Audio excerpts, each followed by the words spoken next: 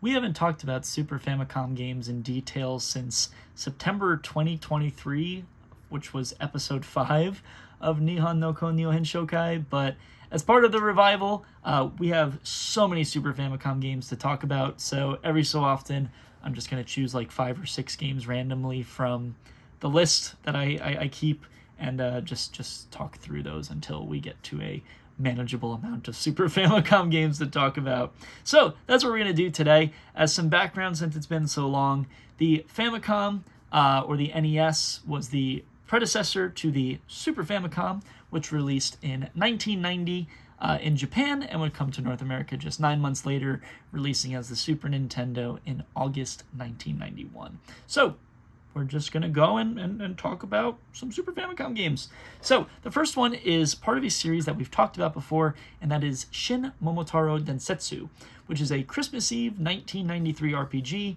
developed and published by Hudson as part of the Momotaro Densetsu franchise.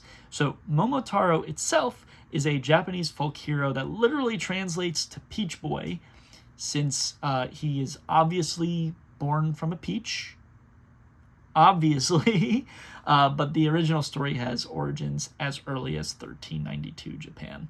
Like I said, it's part of a game in the Momotaro Densetsu franchise, which is pretty big. I mean, like, I don't think we've gotten any games here in North America for the series, but very, very big in Japan and lots of games. There's even like a spin-off series within Momotaro Densetsu that I think is Momotaro Dentetsu, which is also kind of funny, but there we go. The original series started on Famicom in October 1987, and this is the 4th original game in the series, where you're doing just as every other RPG does, and you're saving the Moon Princess from the demonic king. But at least it's a little different in that you're doing it in a first-person, turn-based RPG style. I don't know. These games just keep popping up randomly. Every time I'm like, oh, I think I have that one, I look and I'm like, oh, I don't have that one. I don't think I've gotten a duplicate Momotaro game, but still very funny. I have a handful of these, so pretty cool to add another one to the collection. Next up is another JRPG. This one is Light Fantasy, which is a July 1992 JRPG developed by Advanced Communication Company and published by Tonkin House. So for as generically corporate as Advanced Communication Company sounds, they did actually work on the first few East games, but haven't published anything or developed anything since Super Godzilla on the Super Nintendo. So that's that. As the story goes, you play as the hero Kurisu, whose job is to save the princess, the daughter of the King of Light, and you're saving her from the King of Darkness. It's an RPG, all right. You recruit townspeople to join you on your quest for a lost mirror of light, and the only review/description I found says the first town you go through has a boy, a bartender, and a dancing bunny girl as all recruitable people. Riveting. I know. It seems like the biggest issue to this game was its difficulty, with the battle system both sucking and being too difficult, so that's kind of unfortunate. But then again, I'm taking this just from a single review I was able to find on Google, like of the only things that were in English about this game on Google. So at least in a follow-up article about Light Fantasy 2 by the same guy, he declares that this game was one of the worst RPGs ever made, which is really saying something. So while that sucks, I do think it's at least kind of interesting that there does exist a JRPG that people aren't like head over heels cult classic for. So kind of sad, but also kind of funny, kind of cool. So neat little piece of Super Famicom history, I guess. Like I said, it had a sequel. I'm pretty sure that was the last game ever released under the Light Fantasy title. Okay, so next up is the only boxed game we have in this episode, and that is Shushoku Game. Literally, Shushoku Game. So this is a July 1995 trendy drama game developed by Linar and published by Imagineer. So Linar doesn't have a huge library, but they also developed Bird Week, which I'm pretty sure is one of the first few games we talked about in this entire series, so that's at least kind of cool. If I gathered this correctly, trendy dramas are/were TV dramas in Japan targeted toward the new generation of viewers, specifically in the early 1990s, focused on normal, everyday problems in human life, and this game apparently takes that pretty literally. So I want to say like sitcom, but like not sitcom. I don't entirely know. So if somebody has information about trendy dramas, I'd love to hear more about it, because it seems way too basic to just be that. Gameplay-wise, I want to call it Sims without actually being Sims. Not that Sims had like super taken over at this point. But the only description I saw about this game is that you play as one person in a group of mid-20s Japanese entrepreneurs doing young entrepreneur things, like going out for drinks or going to meetings. And that's literally it. That's the whole game. What even is this? I don't know. It's just kind of funny. But yeah. Trendy drama. Next up is a pair of games, but I'll go through them at least one by one.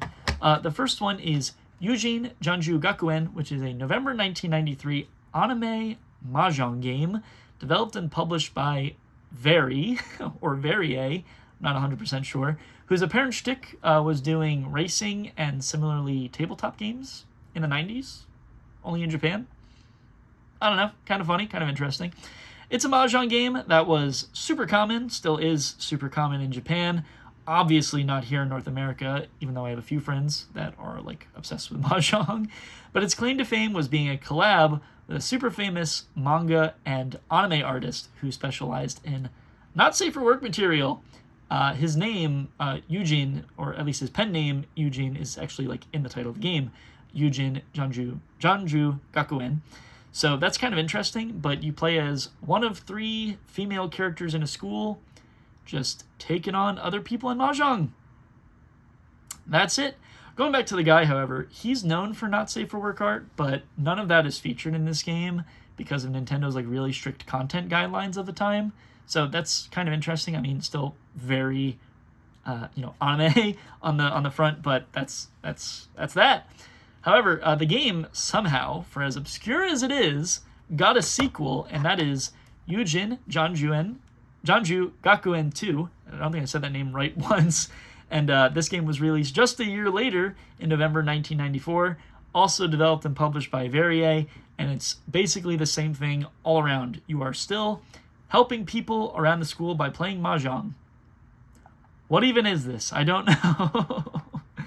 But, yeah, I know, very weird pair of games, a few interesting games in this episode.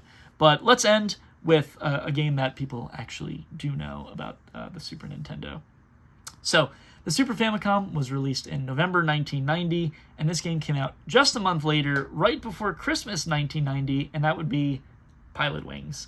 So, this is Nintendo's classic flight simulation that came to North America as a launch title for the Super Nintendo, but it's also still one of Nintendo's most iconic games, at least on the tier below, like your Marios and your Donkey Kongs. So, the Super Nintendo / Super Famicom had a graphic feature called Mode 7, which would just rotate flat objects that would try to create like 3D visuals, and this game entirely takes advantage of that new graphic capability. So in the game, you attempt to gain pilot license in different forms of aero travel, like flying, but also skydiving and jetpacking, obviously, because most people jetpack. The game was received super well for its visuals, and I'm sure it greatly helped the Super Nintendo's launch in North America as a way to give people way more than just like an 8-bit game on the NES and sort of show people what it was capable of. So it's also, a really good example of Nintendo's, I don't want to say like tech demos, but kind of also picture like Wii Sports and Wii Play to show off what the Wii remote could do, or in this case, what the Super Nintendo system could do. So that was its goal. The very big deal in Nintendo history. You could contribute some of the Super Nintendo's early success to that. And this game would, for as well received as it was, would make good on that, being re-released on all 4 of Nintendo's Virtual Console systems starting with the Japanese Wii Virtual Console in August 2009, and then as recently as September 2019 coming to Switch Online in all major regions. Past that, it also has its own mini series of games, including Pilot Wings 64 on the N64 in 1996, and Pilot Wings Resort on 3DS in 2011. So if you know any Nintendo history at all, Pilot Wings probably pops up. So very cool to add the Super Famicom game to the collection. And that's all I got for this episode. Like I said, I have so many Super Famicom games to go through, so I'm going to try and do as many of these like shorter, quicker Super Famicom episodes, while also obviously sprinkling in tons of other episodes. So that's that. But yeah, I think that's everything. Hopefully I taught you something. And if there's something I got wrong, something you want to add, please let me know. I would love to continue learning about these games as much as I have hopefully taught you something. So with that said, bye.